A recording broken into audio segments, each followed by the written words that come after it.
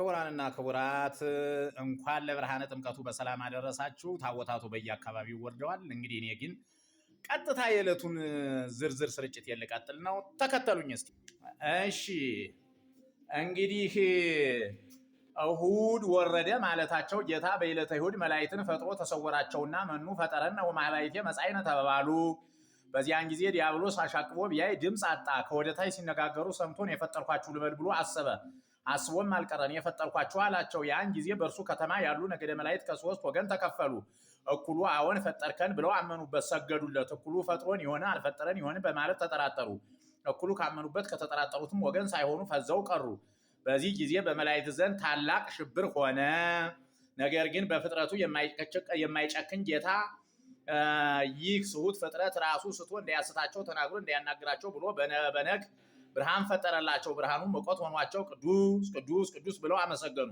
እርሱ ግን አመስግን ቢሉት አንሰ እደው እምዝንቱ ህሊና ፍጡር ይመስል እኔ እመሰገናለሁ እንጂ አመሰግናለሁን ብሎ ከማመስገን ነፃ ነኝ አላቸው። ያን ጊዜ እርሱን የመሰሉትን ጨምሮ ባደረው ጨለማ ጠቅልሎ ከኢየሩሳሌም ወደ ኢዮር አውርዶታልና እሁድ ወረደ ማለታቸው ይህን ዘው ነው።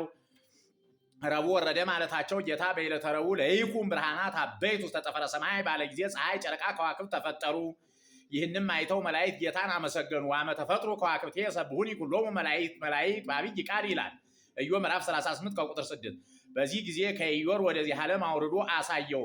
መልካም ብሎ አደነቀ። ወዲያው እንደሆነ በዚህ ዓለም ላኑርህ አለው። በዚህ ዓለም የመኖር ኢየሩሳሌም ቦታዬን ማን ነስቶኝ ብሎ ወዲያው እንደሱ እፈጥራለሁ ብሎ እጁን ወደ እሳት አገባ። ቢያቃጥለው ዋይ ብሎ ጮኸ። ጌታ በህዋዳ ነው። በአፋ የተደረገውን እንጂ በልብ የተደረገውን የማያውቅ መስሎት በልቡ ክፉ አሰበ። ያም እሳት ከልቡ ገብቶ አቃጠለው። ዋይ ብሎ ጮኸ። ጌታም ማዳኑን አዳነው። ነገር ግን በአፋ የተደረገውን እንጂ በልብ የተደረገውን አያውቅም አልከኝ ብሎ ገሰጸው። ይህም ብቻ አልበቃውም። ወዲያውም አያይዞ 4 አለቆች አሉት። እነሱን ሚካኤል ገብርኤል ዘንድ ልኮ ኢየሩሳሌም ሰማያዊት ቢሏችሁ 3 ሰማያት አይመሏትም። እኛማ ከጩኸት በስተቀር ያገኘነው ነገር የለም። አሁን ገዥ ነኝ የሚለው ወግተን እጅ እናደርጋታለን አላቸው። እነሱ ግን ከትዕይንተ ንጉሥ እንደገባ እብድ ውሻ አስመስለው ሰደዷቸው።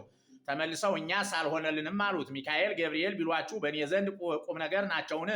አኮኑ ከመቀለምፀ እሳት እሙንቱ እንደ ምጣድ ብልጭልታ ናቸው እንጂ ብሎ ተሰልፎ ሲሄድ ሰማዩ እየራቀበት ሄደ። እሱ ግን ወደ ላይ እወጣለሁ ሲመስለው ቁልቁል ይወርዳል። በሰማይ መቅረብ መራቅ የለበትም ብሎ ረድኤት ማጣቱ መናገር ነው። በዚህ ጊዜ ወየ እግዚእ ምስለ አርያሙ ይላል። ሰማዩን ጠቅሎ ሸሸ ብሎ እየደነፋ ወርዷልና ረቡዕ ዕለት ወረደ ማለታቸው ይህን ዘው ነው።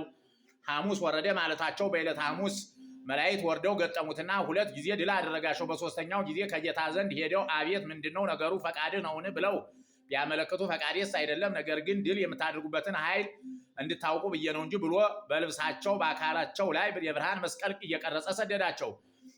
ወርደው ቢገጥሙት ድል አደረጉትና በእግራቸው እየቀጠቀጡ እንጦርጦስ አወረዱት። ይሁን እንጂ ይህው ለጊዜው በዚያ ባየው ድል መነሳት ሲሆን ፍጻሜው በዕለተ ዓርብ ድል የመነሳቱ ምሳሌ ነው። መኑ ዝንቱ ሥጋ ለቢሶ ዘሞአኒ ዘባርያ ዘተከለአኒ ገቢር ዘይፈቅድ እንዳለ ራሱ ጌታ በትምህርተ ይዋል። ሐሙስ ወረደ ማለታቸው ይህን ዘው ነው። ዓርብ ወረደ ማለታቸው እስከ ዓርብ ድረስ እኔንስ አወረደኝ እንደኔ ያለ የት ያገኛል? ደገኛ ቦታያንስ ኢየሩሳሌምን ለማን ይሰጣታል? እያለ ሲፎክር ሲደነፋ ሰነበተ። ነገር ግን ጌታ ዓርብ ዕለት በነግ አዳምን ፈጥሮ ምን እንዳንተ ያለ ፈጥራለሁ፣ ከአንተ የበለጠ አንተን የሚገዛ እንዲህ ያለ ፍጥረት እፈጥራለሁ እንጂ አለው። ወዘለፎ እግዚአብሔር በፈጥረ ቢሲ ዝልፈተ ክሱተ በአሰኒዮ ፍጥረቱ ለአዳም አሳምሮ በመፍጠሩ ዘለፈው አሳፈረው። ማስወተትን አስወተተው። መቅድመ ወንጌል ወሶበሬ ሰይጣን ሀብተ ጸጋ ዘተወ ለአዳም ቀና ላዕሌሁ እምይእቲ ሰዓት ይላል ቀለሚንጦስ። በዚያን ጊዜ እንግዲህ ኢየሩሳሌም ቦታያን አላገኘኋትም ሲል ድቀተ ሕሊና አግኝቶታልና ድቀተ ሕሊናውን ርደት ብለው ዓርብ ወረደ ማለታቸው ይህን ዘው ነው። ወበዕለተ ዓርብ በቀዳሚ ሰዓት አድኃንክዎ መንበሩ እንዳለ ቀለሚንጦስ እንዲህ አድርጎ 7ቱን ቀን ሲፈጥር ሰንብቶ በ6ኛው ቀን መፍጠሩን ተወ። ወአመሳብዕት ዕለት አይረፈ እግዚአብሔር እምኩሉ ግብሩ ዘሐዘ ይግበር ዘልደት ምዕራፍ 2 ወይም ዘፍጥረት ምዕራፍ 2 ከቁጥር 2 እንዲል አይረፈ ማለቱ ግን መፍጠሩን ተወ ሲል ነው እንጂ ደክሞት ወይም መሽቶበት አይደለም። አኮ ደክሞ ዘአይረፈ እግዚአብሔር በከመ ጽሑፍ ናሁ ኢይነጉም ወይደቅ ዘያቅቦ ለእስራኤል አላ ትኩን ትምህርተ ማእከለ ፈጣሪ ወፍጡራን እንዳለ መጽሐፈ ምስጢር እንግዲህ ይህንን ነው። ነገ እንቀጥልበታለን። ሼር ላይክ አድርጉ። ስለነበረን ቆይታ እናመሰግናለን። መልካም የጥምቀት በዓል